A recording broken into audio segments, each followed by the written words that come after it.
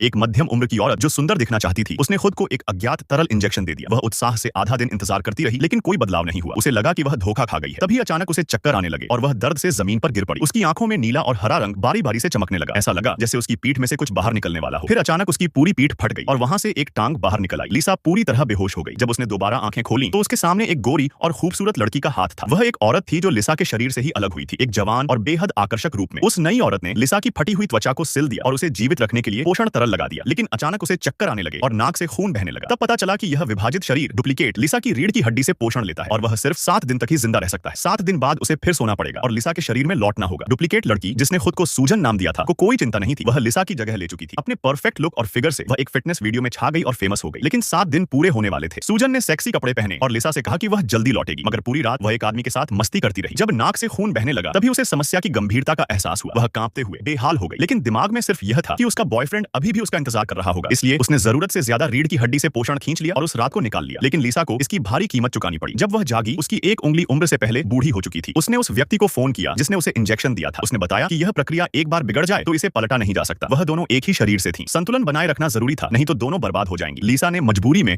अगले हफ्ते का पोषण तरल लेने का फैसला किया, लेकिन वहां उसे एक हैरान कर देने वाला शख्स मिला। उसके हाथ पर वही जन्म चिन्ह था जैसा उस डॉक्टर के पास था जिसने उसे अस्पताल में एक यूएसबी दी थी। जब उसने उसकी पीठ पर देखा तो वही जख्म का निशान था और जैसे ही लिसा ने उसका झुर्रियों से भरा चेहरा देखा, उसे एक बुरा एहसास हुआ जो जल्दी ही सच साबित हो गया।